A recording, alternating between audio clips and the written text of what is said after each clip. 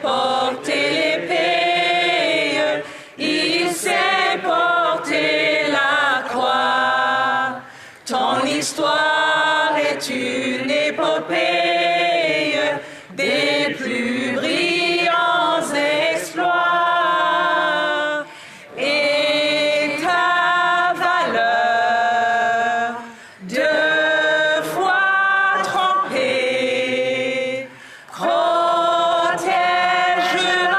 nos foyers et nos droits. Protégera nos foyers et nos droits. Let the doors be opened, que l'on ouvre les portes. Statements by members. Déclaration de député. The honourable member for Hamilton Centre. Mr. Speaker, on March 2nd, I had the pleasure of welcoming the Minister of Health to my riding of Hamilton Centre. We began the day at Carol Inn's place at YWCA Hamilton, where we learned more about the essential low-barrier sports being provided to some of the most vulnerable members of our community.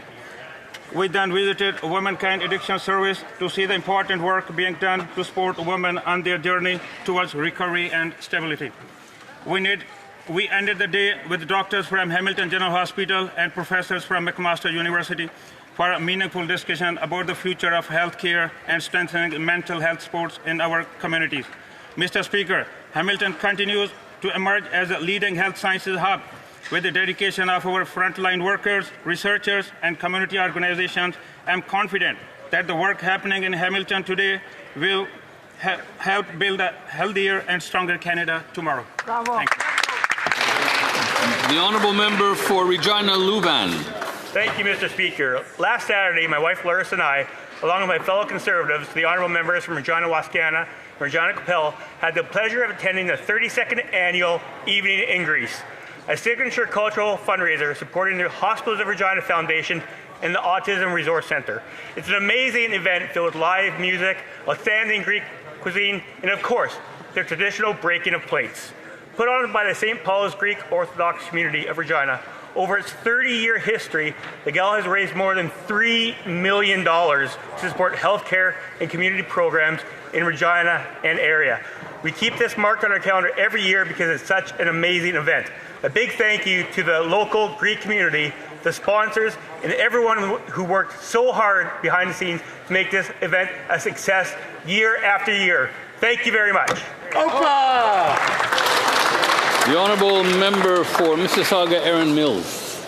Mr. Speaker, the story of women's rights is a story of courage and of persistence.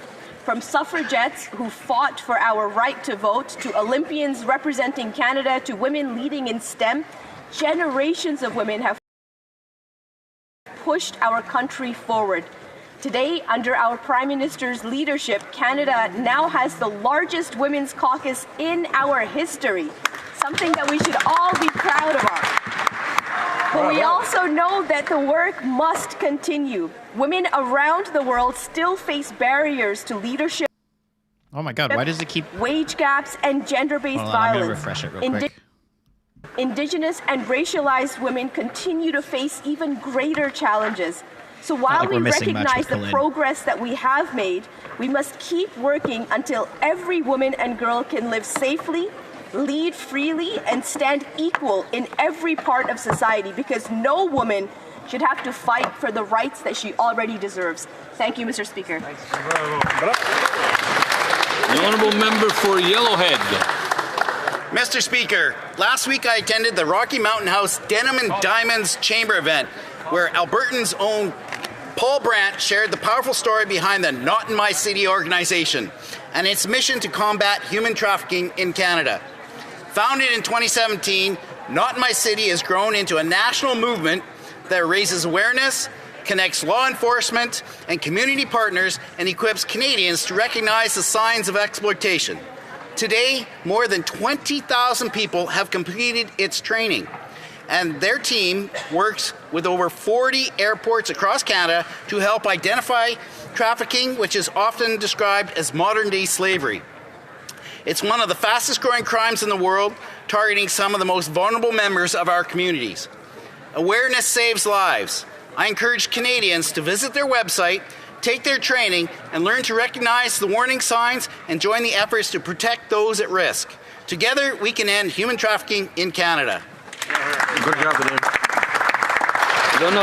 The Honourable Member for Beauport-Limoilou. Thank you, Mr. Speaker. Sunday was International Women's Day. And as such, I would like to talk about a woman of courage, faith, and determination, my aunt, who was named Rose Emma Lavoie, a nun by profession. She founded a girls' school in Haiti and ran it for over 20 years. Despite often difficult conditions, she taught much more than knowledge. She taught girls to believe in themselves, to assume their place in life, and to hope for a better future. Despite facing poverty, challenges, and a veritable tsunami of obstacles, her courage and hope never faltered. Towards the end of her life, she came back to Canada. She wanted to tell her story, talk about what she saw, talk about what she did, and most of all, talk about what she hoped for the young women she loved so much. Rose Emma was one of the greatest women my wife and I have ever known. Today, my daughter bears her name in her honor, Emma Rose, and I can tell you she is very proud of it. Thank you, Mr. Speaker. The Honourable Member for Pitt Meadows, Maple Ridge. Mr. Speaker, conflict in the Middle East is not new, but never have we seen it spill onto the streets of Canada in the way it has under the Liberal government. By politicizing foreign conflicts and pushing a soft-on-crime agenda, the Liberals have left Jewish and Iranian Canadians feeling unsafe in their own communities. Last week alone, 3 synagogues in the Greater Toronto area were shot at. Canadians have heard enough of the condemnations and the endless empty words. Words are not enough. The truth is that terrorists operate on our streets while the laws already in the books go unenforced. Now, an Iranian dissident in Vancouver, someone I knew personally, has gone missing and police fear he was killed. Yet successive Liberal immigration and public safety ministers have failed to stop hundreds of known active IRGC agents from living here. Why won't this government deport them now? The Honourable Member for Trois-Rivières. Thank you, Mr. Speaker.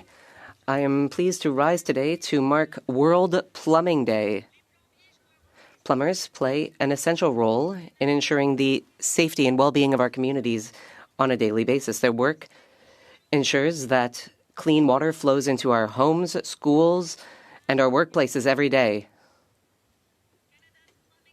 Are also advancing water conservation, energy efficiency, and innovative building practices that support our environmental and economic goal. The plumbing and heating industry is a major economic driver, contributing more than $30 billion to Canada's GDP and supporting over 200,000 jobs nationwide. As Parliamentary Secretary to the Minister of Housing and Infrastructure, I want to thank plumbers, contractors, and industry leaders across Canada for the critical role they play in helping build the homes and infrastructure Canadians need. Your role is important, and we need you. Bonne journée mondiale de la... Happy World Plumbing Day. The Honourable Member for Airdrie Cochrane. Mr. Speaker, around the world, countries are searching for secure and reliable sources of energy. Many, including Japan, South Korea, India, and Germany, have expressed a growing interest in Canadian energy. And Canada has the 4th largest oil reserves in the world and the ability to help meet that demand responsibly. Yet, despite years of promises, the government has not approved a single new pipeline to Tidewater. Their major projects office was supposed to speed up development, yet it has not approved a single project. Instead, Liberal policies like Bill C-69, the West Coast tanker ban, and endless regulatory delays continue to block Canadian energy from reaching global markets. Canada should be diversifying our energy exports so we are more resilient to instability abroad, and we reduce our dependence on the United States as our only customer by expanding access to global markets and allowing projects to move forward here at home. We can strengthen our economy, support Canadian workers, and ensure Canadian energy reaches the allies who are demanding it.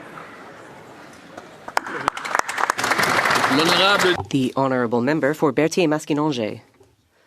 Mr. Speaker, today I would like to pay tribute to a woman who left a major mark on life in Louisville, Ms. Françoise Augueplante. a municipal councillor from 2009 to 2025.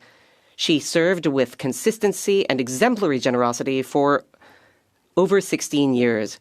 Recognized for her listening ear and her close relationship with her people, she argued with conviction for a number of essential files like the skate park levée, the return of Orléans Express bus service, and the merger of the municipal housing offices. A true pillar of community life, Ms. Auqueplant also participated in a number of different organizations like the Association of People with Disabilities, the Maison du Commis Voyageur, and the Buckwheat Pancake Festival. Her career speaks of deep love for her people, and her memory will remain etched into the minds of the people of Louisville. To Ms. Françoise Auqueplant, we say thank you. The Honourable Member for Sherbrooke. Thank you, Mr. Speaker. On Sunday, we celebrated International Women's Day. On International Women's Day, I celebrate us women and all of our essential contributions to the country we love so much. We also commemorate the incredible work of the women who came before us and who secured the rights we enjoy today. In many areas, women have shown unparalleled insight and perseverance, but for a long time, women were discriminated against and prevented from advancing in fields like sports. With the Olympic and Paralympic Games so present in our minds, I would like to take the opportunity to celebrate female athletes who have carried our flag with determination and courage. Among other people, I am thinking of Kim Boutin from Sherbrooke, who earned 6 Olympic medals and is tied for the most decorated female Canadian athlete in the history of the Winter Olympic Games. I would also like to pay tribute to Lynn-Marie Bilodeau, the youngest athlete at the Beijing Paralympics, who won 3 gold medals at the Canada Games. Through these women, we celebrate all women. Their triumphs and their ambitions are our own. The Honourable Member for Abbotsford South Langley. Canada cannot control what happens abroad, but the Liberals do control the policies here at home that are making life more expensive. Under the Liberals, Canada tops the G7 in food inflation and is the only shrinking economy. And the most vulnerable Canadians are the ones that are left to pay the price. 1 in 5 Canadians over 50 are now living in conditions comparable to the poverty line. After years of Liberal deficits and rising taxes, the seniors of Abbotsford South Langley, the very people who helped build this country, are struggling to afford basic needs. Yet the Prime Minister is pushing ahead with his rebranded carbon tax, the Clean Fuel Standard, and his industrial carbon tax, passing higher prices onto those who produce our food and goods, and ultimately onto all Canadians. These costs are imposed here at home, not abroad. When will the Prime Minister take responsibility for the policies he controls and scrap the taxes making life more unaffordable for all Canadians, especially our seniors? Yes. The Honourable Member for Argenteuil-la-Petite-Nation. Thank you, Mr. Speaker. Welder and pipe fitter. Aujourd'hui, je souligne. Today, I would like to mark World Plumbing Day, which is celebrated every year on March 11th. This day reminds us of the crucial importance of plumbing to the health, safety, and well-beings of all our communities all throughout the country. World Plumbing Day gives us the opportunity to recognize the outstanding work of Canada's plumbing professionals, whose expertise ensure that clean water, safe water reach our own businesses and public institutions. Plumbing professionals play a key role in modernizing our water systems, saving energy, and conserving water. Their commitment and innovation contribute directly to the safety and resilience of our communities. The plumbing and heating sector is also a major economic driver. It's over 30 billion to Canada GDP and supporting more than 200,000 jobs across the country. Je tiens à remercier. I offer plumbers a sincere thank you. Your essential work keeps our water systems safe, effective, and sustainable. The Honourable Member for Hamilton East, Stony Creek. Mr. Speaker, there are heroes among us today, and if it were not for them, a life would have been lost. 2 days ago, a member of my office suffered a sudden medical emergency, and in those critical moments, Parliamentary Assistant Elena Yazdani, Constable Maxime Patry-Levine, Constable Sargison, and many other members of the Parliamentary Protective Service acted immediately. Because of their courage, quick thinking, and medical training, a life was saved, and I'm happy to report he is doing very well. In the hospital, the doctor had told me if there was not a defibrillator on site, a tragedy would have occurred. I would like to also thank my colleague from Lanark Frontenac for his endless work on advocating for access to defibrillators. We need more defibrillators in public spaces. Simply put, they save lives. I ask all members of this House to join me in recognizing and thanking the PPS, police, emergency services, and the heroes that we have here today.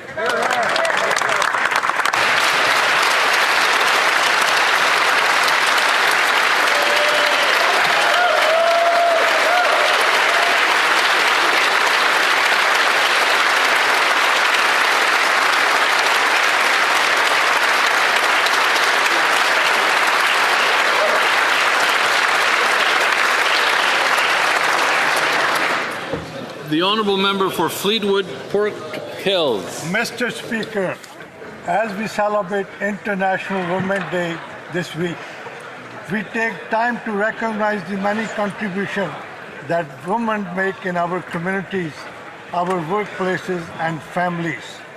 Across Canada, women are leaders, caregivers, business owners, teachers and volunteers who help build a stronger and more compassionate country. Let us remind to continue working toward equality and opportunity for all women and girls across Canada and around the world. Because when women have access to opportunity and stability, our entire communities thrive. Let us continue working toward a more equal and prosperous future for all. Thank you, Mr. Speaker. The honourable member for Battle River Crowfoot.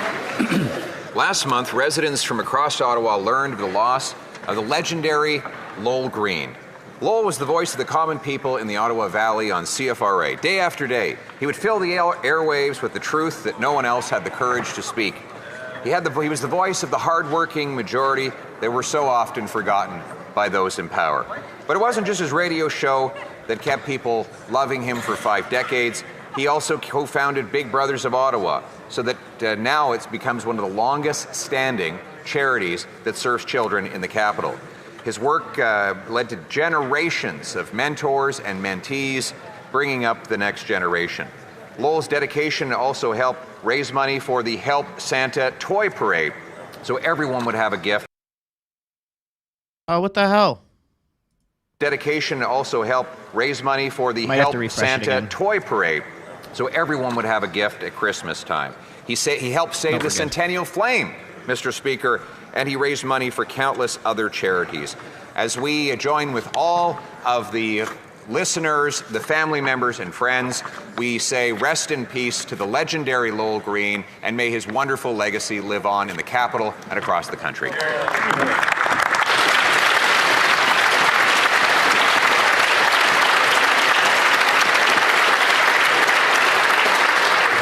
The honourable member for Etobicoke Lakeshore. Mr. Speaker, 5 years ago yesterday, this House adopted a motion declaring March as Irish Heritage Month. In 1847, Irish immigrants arrived on our shores. They were sick, they were hungry, they were dying. What did Canada do? We welcomed them. The Irish have helped build this country. Our first Governor General from Ireland, our second Governor General from Ireland, our current Prime Minister from Ireland. When Lester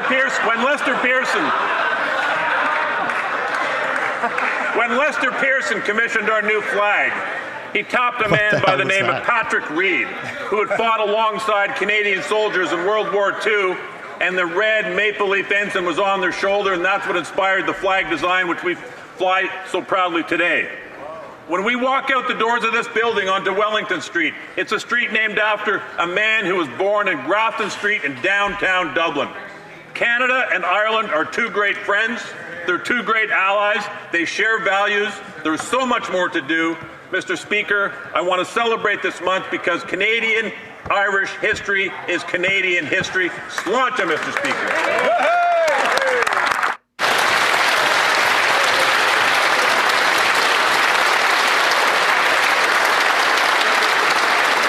I let the honourable member go a little over time, but that's the the Irish part of me that allowed that to happen. Oral questions. Questions orales. The Honourable Leader of the Opposition. Only two types of people, those who are Irish and those who wish they were, Mr. Speaker. Le Premier Ministre. The Prime Minister flip-flopped 4 times on Iran, Mr. Speaker. But here, these flip-flops are even worse. The Liberal government is denying a report from Global News that says that there are 700 agents of the Iranian regime that are here in Canada.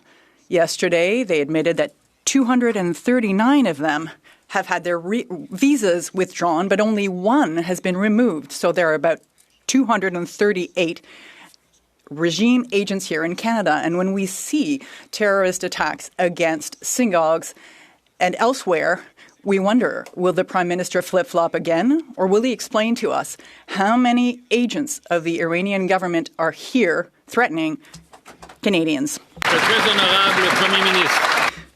The Right Honourable Prime Minister. Thank you, Mr. Speaker. This is a very serious situation.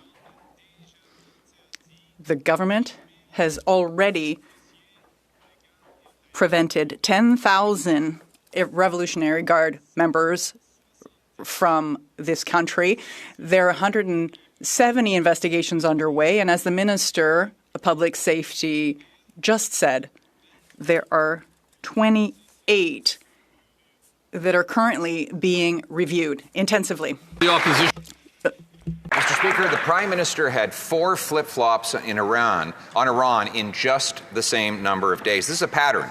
He's also flip-flopped on oil and gas. He wrote a book called Values, in which he said he wanted to keep 50% of our energy in the ground. He said in that book he wanted to raise carbon taxes. And then he claimed that he had flip-flopped on that, while he's since kept in place every anti-development law that Trudeau passed.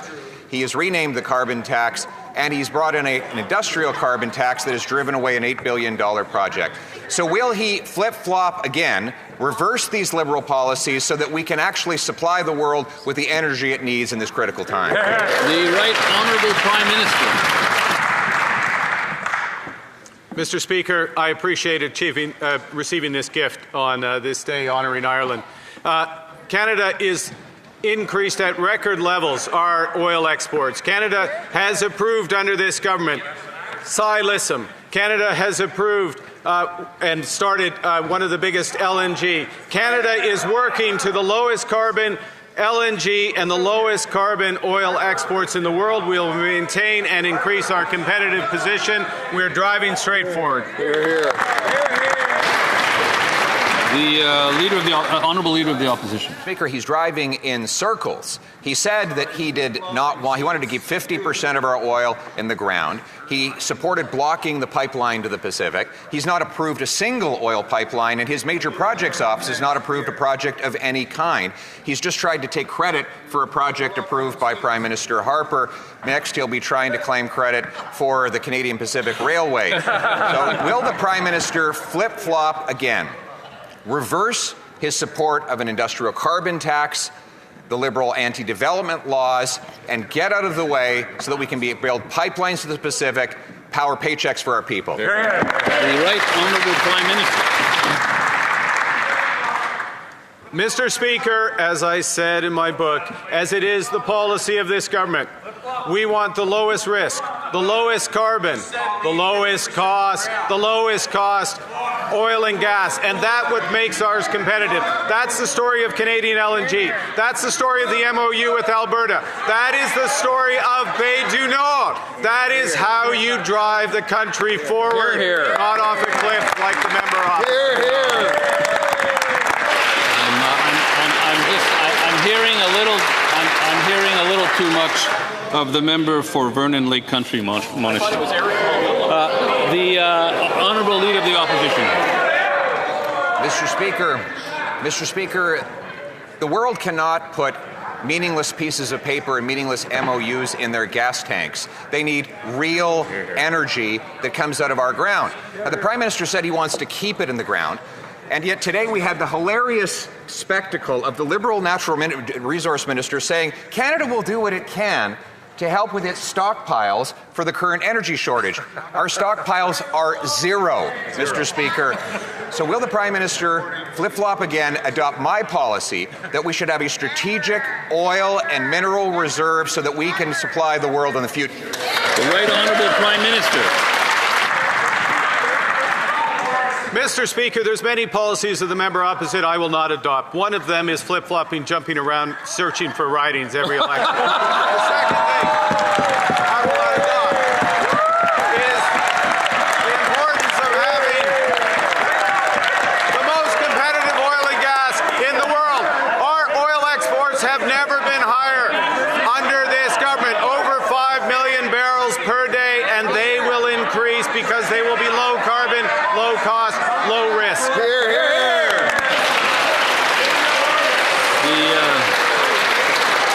The Honourable Leader of the Opposition. Mr. Speaker, sometimes he makes it too easy. Today we have zero oil stockpiles. We have a strategic maple syrup stockpile, Mr. Speaker, which the Prime Minister could use to put maple syrup on the pancakes that he flip-flops on. But, Mr. Speaker, we don't have any oil to supply to the world in the time of this crisis. Will he reverse the anti-development policies that he has supported that has come from the previous Liberal government in order to unlock our production, power the world, and the paychecks here at home? The Right Honourable Prime Minister. Mr. Speaker, this is the way the G7 oil reserve works. If you're an importer, you have to have an oil reserve. If you're an exporter, which Canada is under this government, if you have record exports, which Canada is under this government, that is how you supply the world. I salute the work of the Minister of Natural Resource and the Minister of Finance, working with G7 counterparts, confirmed with my G7 leader counterparts today to release 400 million barrels from that strategic reserve. The Honourable Leader of the Opposition. To release 400 million barrels of oil from that strategic stockpile, how many of those are coming from Canada? Exactly zero.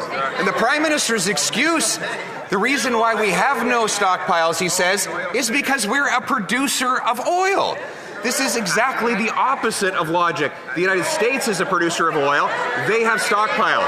We have reserves, which the Prime Minister is successfully keeping in the ground. Just last week, we saw an $8 billion project canceled under his watch. We're importing gas from Australia. Why won't he get out of the way so we can produce our own energy? The Right Honourable Prime Minister. Mr. Speaker, the member opposite thinks he's on a rich vein, but he's tapping a dry well. Under this government, production has never been so high. Exports have never been so high. We approved Bay du Nord. We are working with the province of Alberta to produce the lowest cost, lowest carbon oil and gas. We are expanding our exports. We are expanding our future. Hear, hear. The Honourable Member for Saint-Jean. Mr. Speaker, 85,000 seniors have been unable to access their old age security benefits since the new QRAM computer system was implemented. Federal Government Employees Union is already referring to it as the new Phoenix. The cost overruns for the QRAM install are already close to $3 billion. This is 10 times more than SECLIC in Quebec, which caused a real scandal. And when we raise these issues, the minister accuses us of scaremongering. Is the Prime Minister taking the QRAM fiasco more seriously than his minister? And will he launch a commission of inquiry? The Honourable Prime Minister. Thank you, Mr. Speaker. It is the responsibility of Service Canada, and the facts are as follows. 7.7 million people who are having no problems with the software. It's working. There is a decrease of 10,000 people over the last week of these backlogs that have been addressed, therefore. There are problems, but it is the responsibility of Service Canada to help these people. The Honourable Member for Saint-Jean. Mr. Speaker, QRAM is a financial fiasco, but also for thousands of seniors for which it is a human tragedy, for whom it is a human tragedy. We have people who are going into debt to pay for their groceries, their rent, their bills, and the government continues to defend its decision to replace an outdated system with one that just doesn't work. Worry and anxiety is what thousands of seniors have been feeling since CURAM was implemented. Will this government, and particularly the Prime Minister, take this situation seriously and be accountable for it? The Right Honourable Prime Minister. Mr. Speaker, we take this situation and all situations seriously because we are in government. The words do not equate to facts. It is not a financial fiasco. There is a budget. The CURAM software follows the budget. Thank you. The Honourable Member for Abitibi-Témiscamingue. Mr. Speaker, quite a banker. $5 billion in cost overruns on top of the human cost for our seniors. It was supposed to cost $1.5 billion, and it's not over yet. We know because it's always more of the same. The costs keep climbing. There are private firms and consultants who must be laughing all the way to the bank, counting their piles of cash, as if this government didn't have an obligation to manage public funds properly, as if no one were accountable. I'd like to hear from the Prime Minister, when will there be an independent public inquiry into the CURAM fiasco? The Right Honourable Prime Minister. Mr. Speaker, it's curious. The government has already offered a briefing on this to the Bloc. No response from them. They haven't responded to the offer of a briefing. There have been discussions in committees. Yes, it's quite interesting, isn't it? So it's a good idea to have a discussion prior to an investigation or an inquiry. Honourable member for years, the Liberals have known that there are hundreds of Iranian regime officials here in Canada. 239 had their visas cancelled, and yet we just learned that the government managed to remove exactly one of those. Their excuse? They might claim asylum. There are no flights to Iran. We must protect their privacy. Meanwhile, an Iranian-Canadian critic of the regime has gone missing, and police are now investigating that as a homicide. Why are the Liberals protecting terrorists, and when will the minister finally have them removed? Good. Honourable Minister of Public Safety. Mr. Speaker, let's be very clear. Those who are senior members of the IRGC will be removed, Mr. Speaker. As we speak right now, there's 28 individuals who are facing removal. We're going through due process, and they will be removed, Mr. Speaker. But let's also be very clear that if the party opposite wants more information, the leader of the opposition can go get a security check, and we'll be more than glad to provide the requisite information for them to be accurate in their analysis, Mr. Speaker. The Honourable Member for Thornhill. Mr. Speaker, the minister knows there are 700 IRGC agents in this country.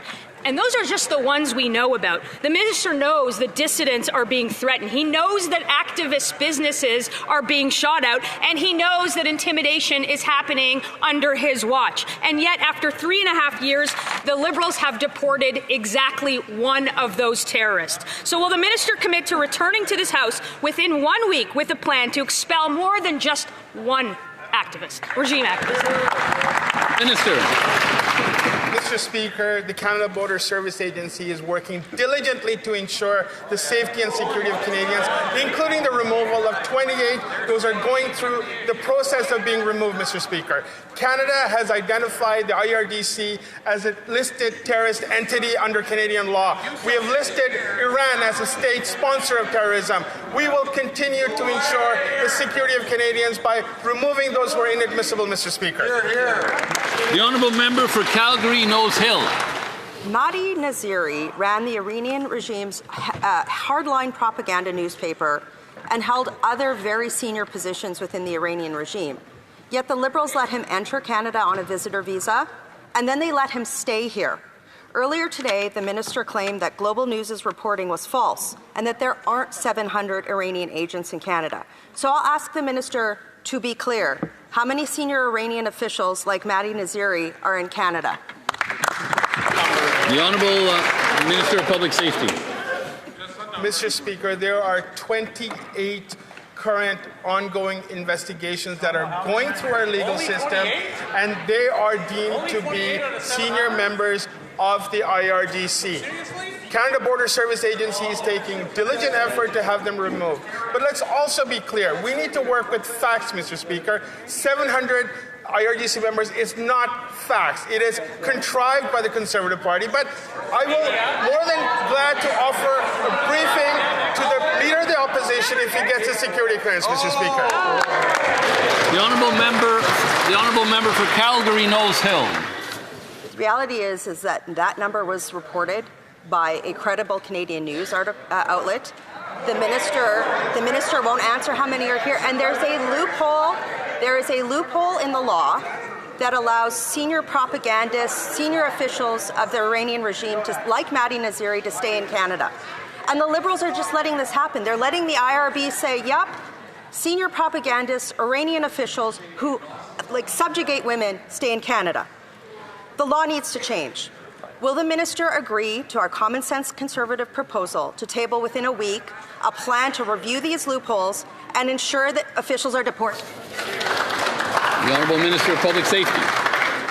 Mr. Speaker, there are some important pieces of legislation that are now going through the House for which the opposition has been filibustering and obstructing, Mr. Speaker. What we need right now is to be able to work together to ensure the safety and security of Canadians. The Canada Border Service Agency is working diligently on the removal of 28 individuals who are believed to be members of the IRDC. They will continue to investigate other credible information that goes to them, and we will continue to ensure the safety and security of Canadians. Honourable member for Kamloops, Thompson Nicola.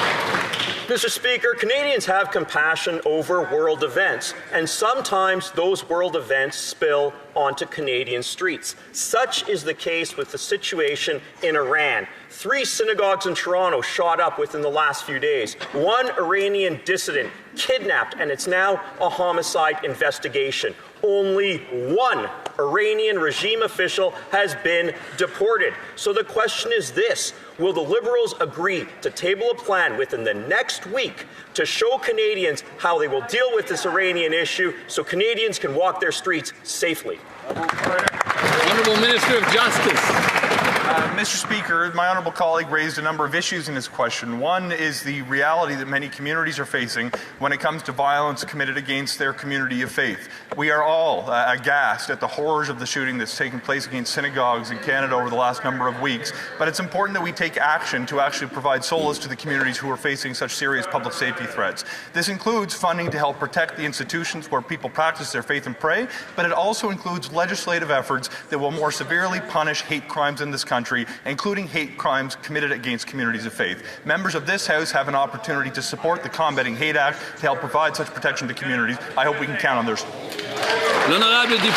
The Honourable Member for Charlebourg, Haute-Saint-Charles.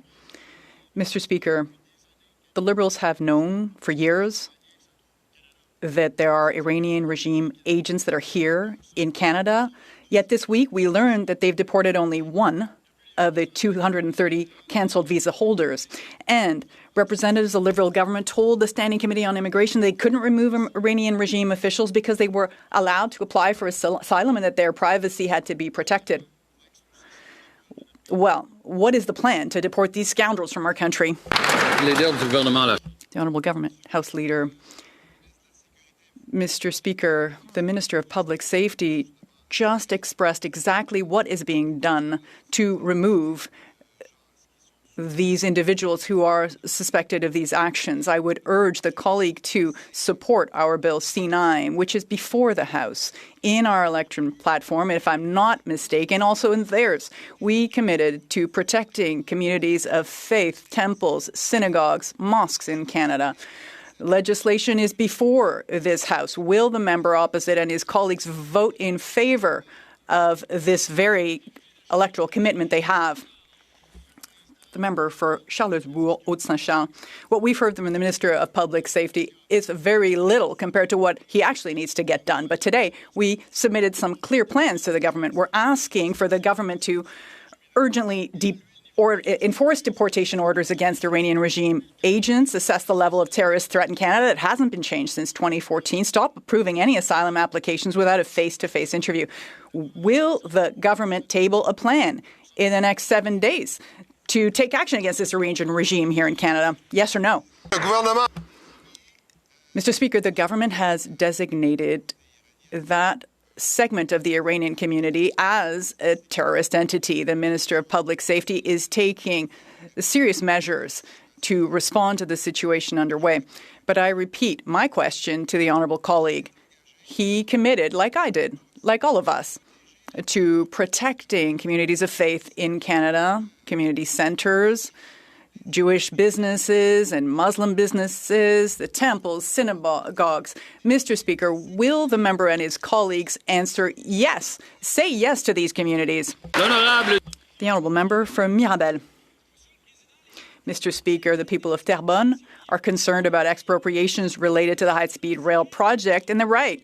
Because in Bill C-15, the Liberals weakened the Expropriation Act specifically to limit the rights of landowners along the train route. The mayor of Terrebonne is demanding real public consultations. The Lanaudière UPA fears that our best farmland will be split in two and then abandoned. Everyone's concerned. Why are the Liberals facilitating expropriations and treating Terrebonne residents like second-class citizens instead of working to gain social license? The Honourable Minister of Transport. Mr. Speaker, the high-speed rail project is dream-worthy.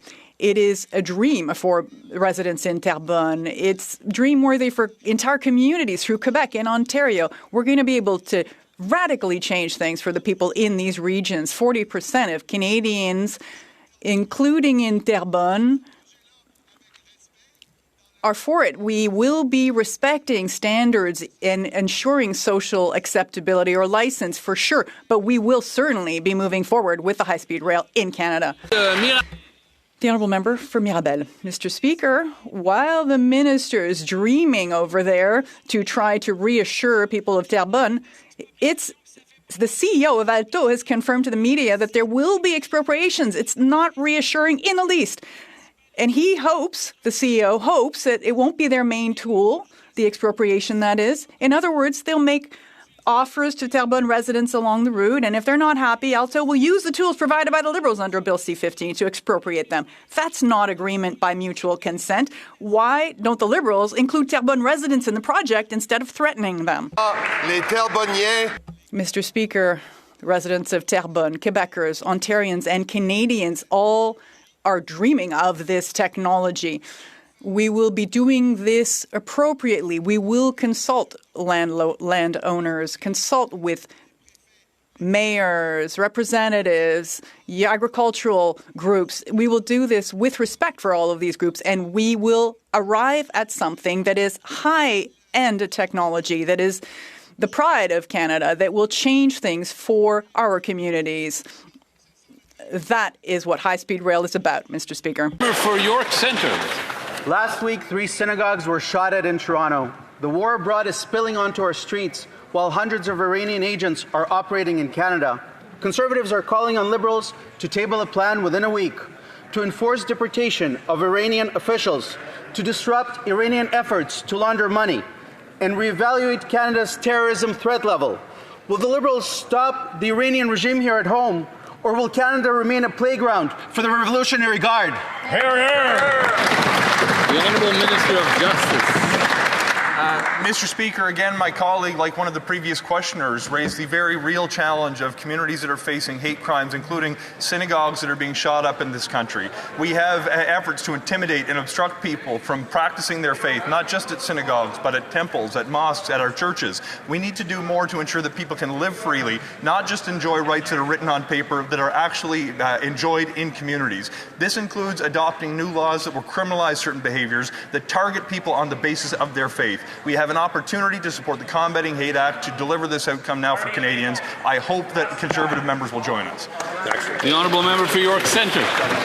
Speaker, shooting at synagogues is already illegal. Just like the Prime Minister, the Justice Minister is all talk, no action. Now an Iranian dissident is missing and police fear that he's murdered. Meanwhile, Canadians actually recognize an Iranian official at the gym. Conservatives are asking Liberals to table a plan within a week to reevaluate Canada's terrorism threat level, to identify gaps in our national security, and rid our country of IRGC. When will this Liberal government start protecting Canadians and finally deport those that are connected to the Iranian regime? Hear, hear! The Honourable Minister of Public Safety. Mr. Speaker, our security threat levels are assessed by our agencies, our law enforcement agencies, including the RCMP and CSIS. It is not politicians who assess those threats, Mr. Speaker, and that is a very good thing. But let me also say that Canada Border Service Agency is taking every effort on the removal of those who are inadmissible to Canada, who are members of the IRGC. There's 28 of them that are now going through the process. We will ensure the safety and security of Canadians, Mr. Speaker, and we will ensure that those who are inadmissible to Canada will be removed. Member for Richmond Hill South. Never have foreign conflicts spilled onto our streets the way that they have under this Liberal government. 3 separate synagogues were shot at in a week in the GTA. An Iranian dissident in BC has gone missing, and police are investigating it as a homicide. An Iranian dissident in Thornhill had his boxing gym shot up 17 times the day after organizing a rally in Richmond Hill. Canadians are watching violence and intimidation spread in their own communities while the Liberals sit back and do nothing. Will this Liberal government table a plan to take action against the Iranian regime operating here at home so that Canadians can feel safe on our own streets? Hear, hear. The Honourable Minister of Public Safety. Mr. Speaker, I've had the opportunity to visit 2 of the synagogues that were attacked last week, Mr. Speaker, and it is deeply heartbreaking to see that their sense of security has been breached.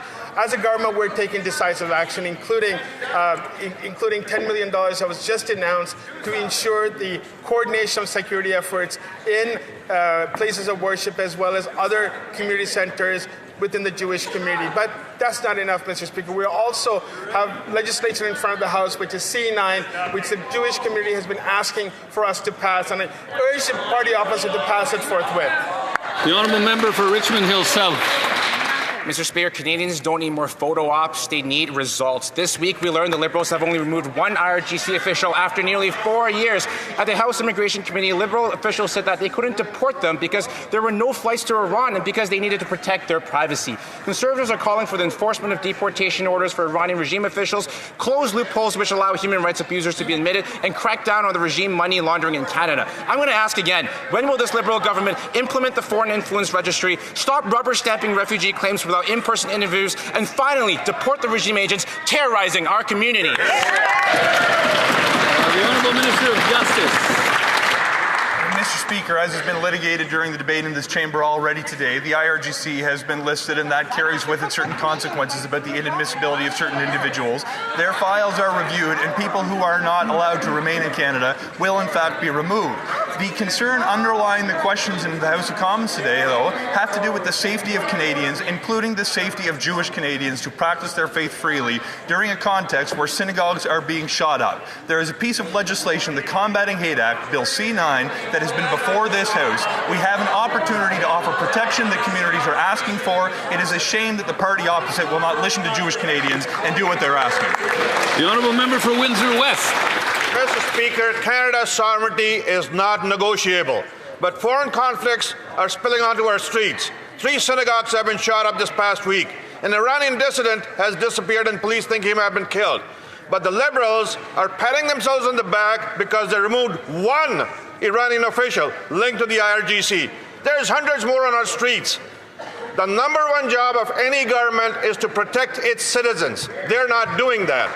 Will this Liberal government table a plan within 1 week to deal with the Iranian agents in our country, on our streets? It's about time they did that. The Honourable Secretary of State for Combating Crime. Mr. Speaker, we do have a plan. That is why we listed the IRGC as a terrorist entity.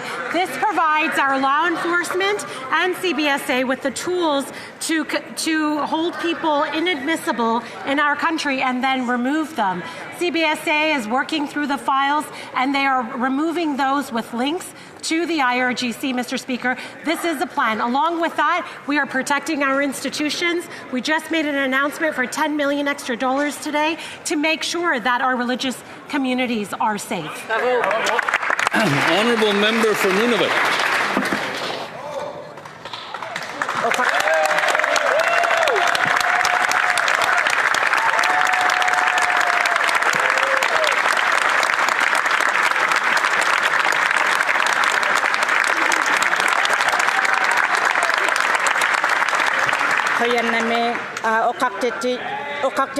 I am proud to join a team that will take the larger picture of meeting the current political environment and is set on meeting the immediate needs of the North.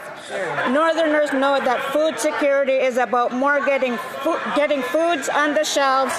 It is about addressing the cost of living, local capacity, and true food sovereignty. Can my colleague, the Minister of Northern and Arctic Affairs, tell this House how our government is moving toward beyond food subsidies and creating a food economy for those that call the North home?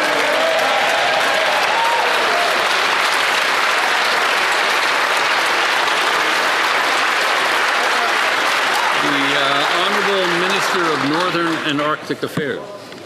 Mr. Speaker, let me start by welcoming the member of Nunavut to this side of the House. And I also want to acknowledge her strong advocacy for the North. And we know that a subsidy alone will not solve the food insecurity issue in the North. That's why we're looking at moving from a food subsidy to a food economy in the North. And this year alone, we have $200 million that is supporting the evolution of Nutrition North. We're concluding regional engagements at the end of the month with a Food Sovereignty Summit. So I look forward to working with my colleague. The Honourable Member for Newmarket Aurora. Countless seniors in Newmarket Aurora come up and tell me that they've had to leave retirement and find jobs because they're struggling to eat, heat, and afford a roof over their head. And this reality is backed up by data. A new survey from the National Institute on Aging revealed that 1 in 5 Canadians over the age of 50 are living near the poverty line and cannot even cover a $500 emergency. So when will the Prime Minister stop punishing seniors and scrap inflationary Liberal taxes that are making life so unaffordable? The Honourable Minister of Energy and Natural Resources. Mr. Speaker, this is what Canadians understand. There's a major international war raging. Canadians understand that our allies' supply of energy and their national security are being threatened. Canadians also understand that our actions are limiting those shortages and reducing the impact on prices. Oil production is at an all-time high. Natural gas pipelines are full. Exports on the TMX pipeline are up 100% in the last year. Our LNG facility, the second largest in the world, is now shipping at capacity. The Honourable Member for Newmarket Aurora. Respect to the member, during all my studies and over 15 years working in finance, there's one basic economic truth that always held. When costs go up, prices go up. When competition is fierce, prices come down. Yet during this food affordability crisis, the Liberals are inhibiting competition, all while piling on taxes and regulation on those who grow, ship, and sell our food. So when will this Prime Minister finally apply this basic economic fundamental, cut taxes and regulations so Canadians can get real relief at the grocery aisle? The Honourable Minister. What Canadians understand is when they have good-paying jobs, they can afford things. We are building LNG Canada. We are building Cedar LNG. Yeah, there should not be anyone standing on this side. There should not be anyone standing. Only the Minister should be standing responding. The Honourable Minister from the top, please. Mr. Speaker, through the Major Projects Office, we are giving Canadians good-paying jobs. We are helping them afford the groceries they need, Mr. Speaker. The Honourable Member for Chatham-Kent. Our farmers and fishermen are being punished with unreliable fertilizer supplies and a rising fuel tax to 17 cents that's driving up the cost of everything. Instead of supporting them, the Liberals have shuttered agricultural research stations and fueled the G7's worst food inflation. It's outrageous that while he plays economist, 1 in 5 Canadians over 50 is now trapped in poverty, choosing between eating and heating. When will this Liberal Prime Minister accept responsibility for what he can control, scrap the Liberal taxes and policies that are making life unaffordable for Canadians? Honourable Minister of the Environment and Climate Change. Mr. Speaker, let me say it once again. studies show that the impact of the industrial carbon price on the price of food is zero. But if we want to talk about how we're supporting Canadians and Canadian food security, the member from Chatham-Kent-Leamington might be interested in what we're doing to support greenhouse production.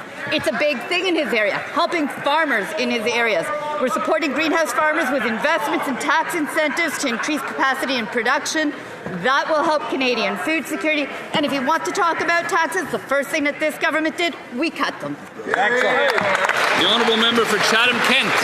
Mr. Speaker, let me tell you what 15 national ag organizations wrote to the committee. They wrote and said that closing ag research centres will undermine research that they say is fundamental to keeping food affordable. At the same time, the Liberal government is pushing ahead with their fuel tax, which is rising from 7 to 17 cents per litre, while also raising the carbon taxes on steel, aluminum, plastic and farm equipment.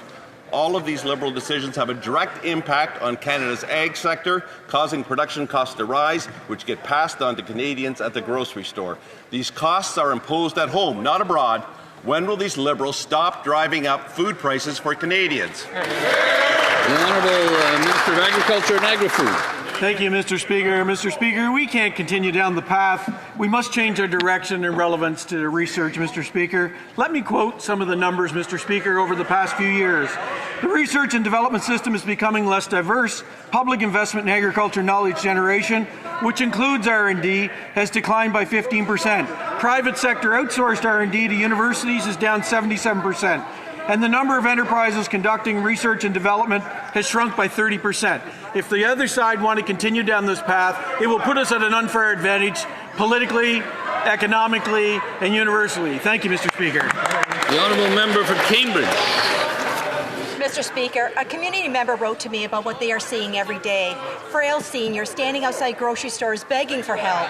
Canadians lining up at food banks after a lifetime of work. The National Institute on Aging states 1 in 5 Canadians over 50 are now living at the poverty line. Many cannot afford groceries, heating their homes, essential goods and services, or even a $500 emergency. Rising costs are not driven by events abroad. They are the result of policies imposed here, at home, that continue to make life more expensive. Are the Liberals really telling Canadian families and seniors that they should just lower their standards and accept that life is permanently unaffordable? The Honourable Secretary of State for Seniors. Mr. Speaker, Canadians elected a government that they know they can rely on to support the social fabric of this country, including supporting our seniors. That's why we introduced legislation to reduce taxes for nearly 22 million Canadians. We made the National School Food Program permanent. We launched the Canada Disability Benefit. We ensured that old age security would continue for those who are 65. And let me tell you what seniors like Dava Houston are saying.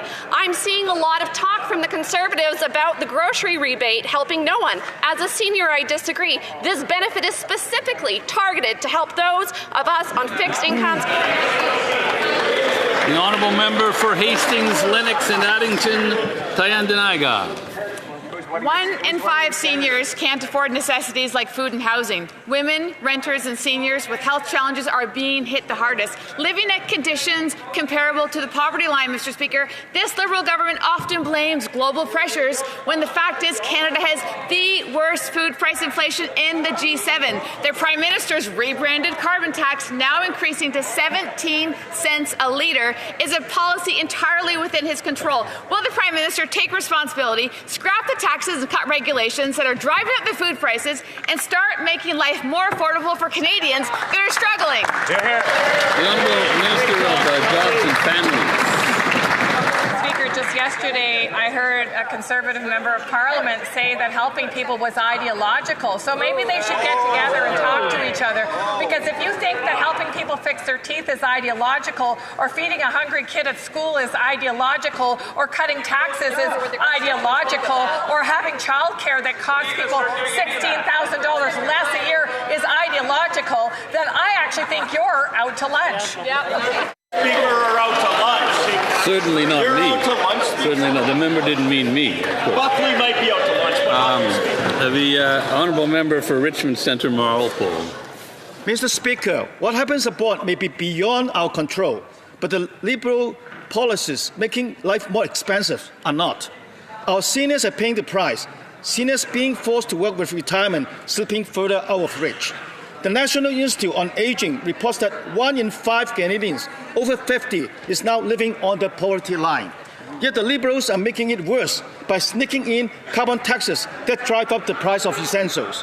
When will the Prime Minister take responsibility for what he can control and scrap the Liberal policies that are making life unaffordable for Canadians, including seniors? The Honourable Parliamentary Secretary.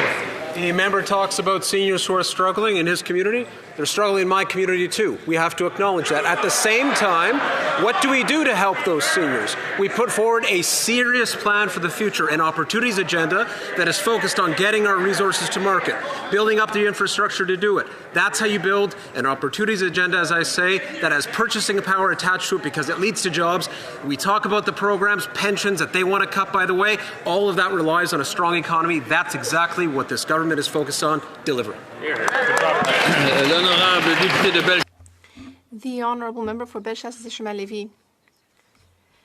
Mr. Speaker, according to the National Institute on Aging, 1 in 5 Canadians over 50 is now living in conditions comparable to the poverty line. Meanwhile, the Prime Minister is pursuing his fuel regulations. The cost is going from 7 to 17 cents. When will the Prime Minister finally step up, stop denying reality, and get rid of these taxes that are making Canadians and Quebecers poorer? The Honourable Minister of Climate Change and the Environment. Mr. Speaker, once again, I must say very clearly that studies show that the industrial carbon tax does not cause food prices to go up. The impact is zero. Let me be very clear for everyone who's listening. But what we are doing is that we are investing in farmers throughout the country to ensure that we have good food for everyone in the country. The Honourable Member. Zero? Mr. Speaker, is actually their grade.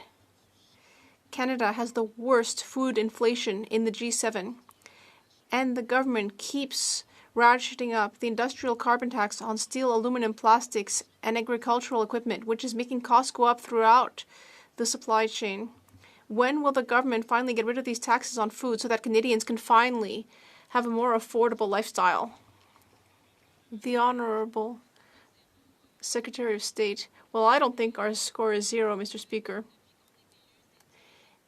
All that we've done since we were elected was to give more purchasing power to Canadians, especially seniors.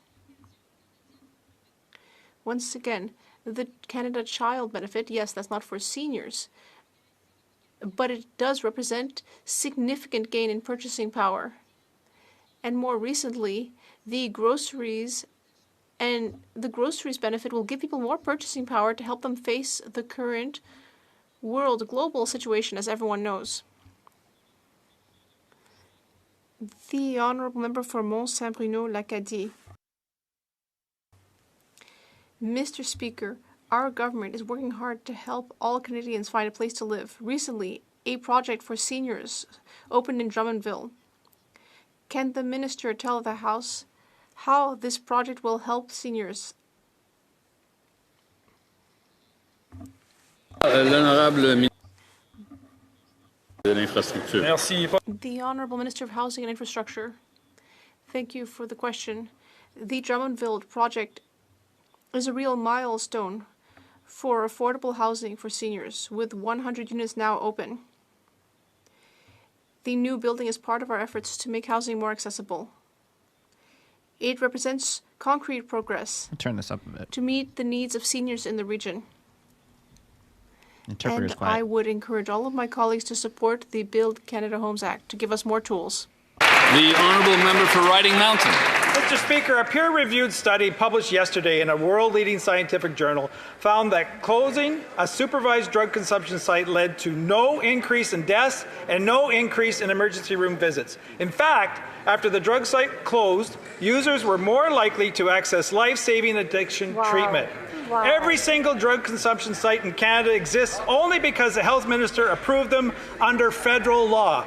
The minister claims to follow science, so does she accept the science that proves consumption sites are not the solution to addiction? Great question.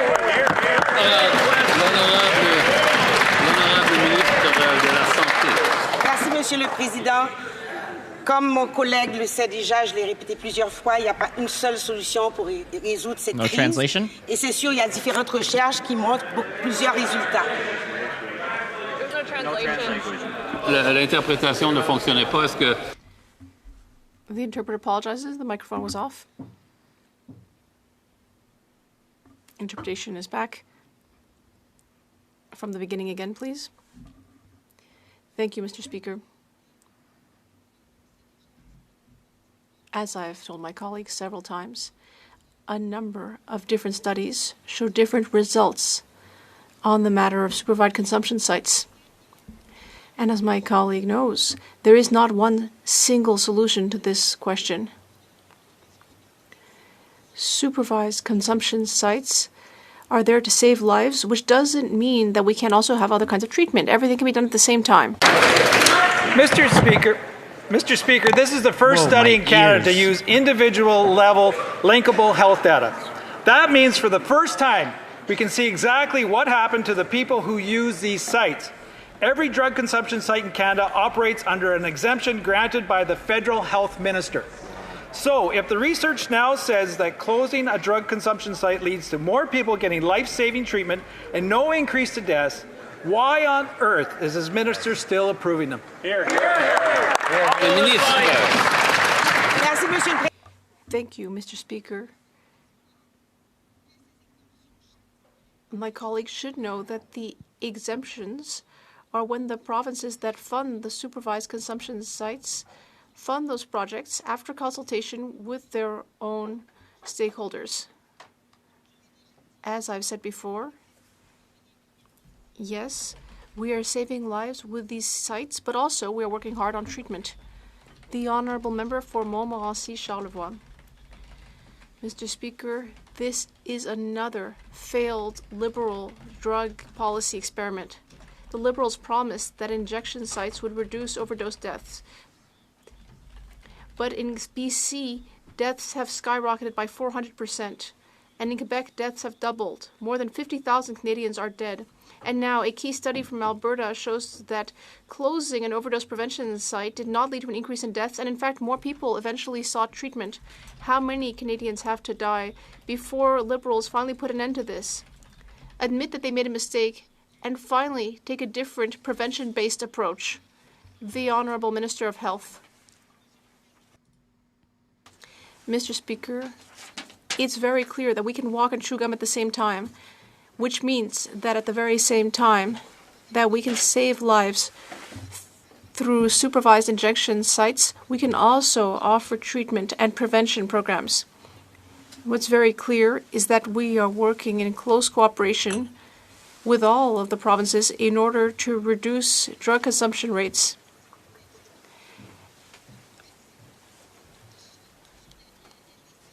And all of the numbers on drug-related deaths have gone down in Canada. I would just like to remind the member that we need to address the colleagues through the chair. East Steveston.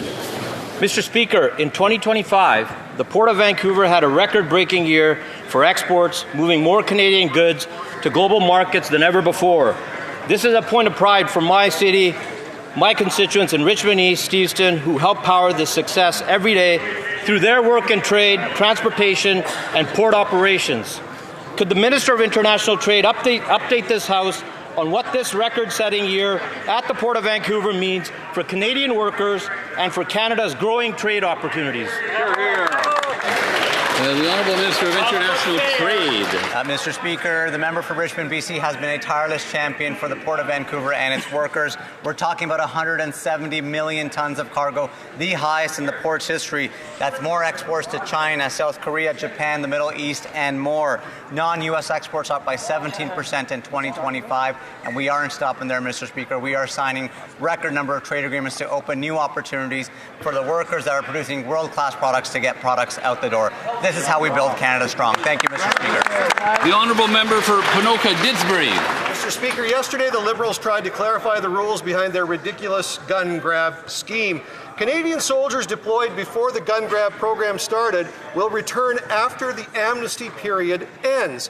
This means they have no opportunity to declare their firearms under this gun grab policy. Because of this, many armed forces members will return to Canada as criminals because the Liberals won't extend the amnesty period. This is very troubling. If the Liberals trust our deployed soldiers with the biggest guns we have, why on earth would they not trust them with their plinksters and turkey guns when they get home?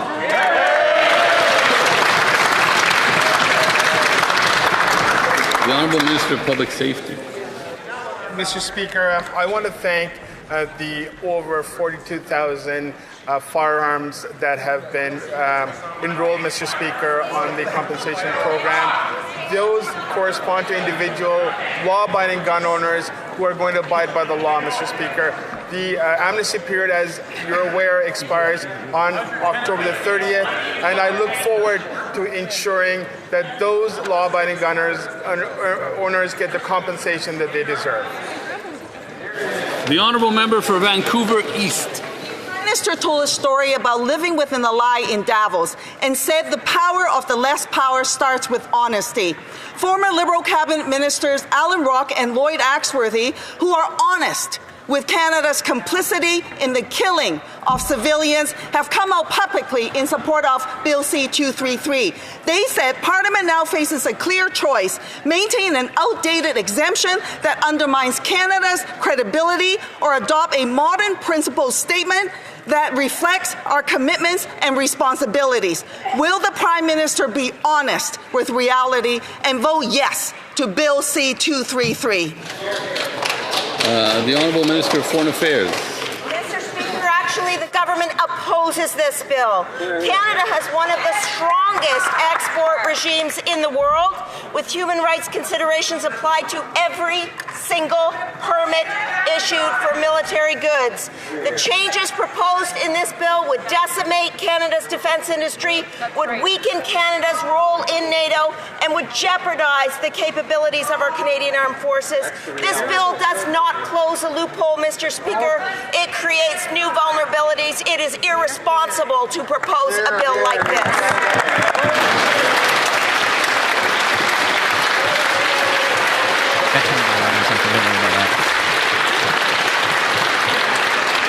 I wish to draw the attention of members to the presence in the gallery of Mr. Dara Kaliri, Minister for Social Protection and for Rural and Community Development, and the Gaeltacht of Ireland.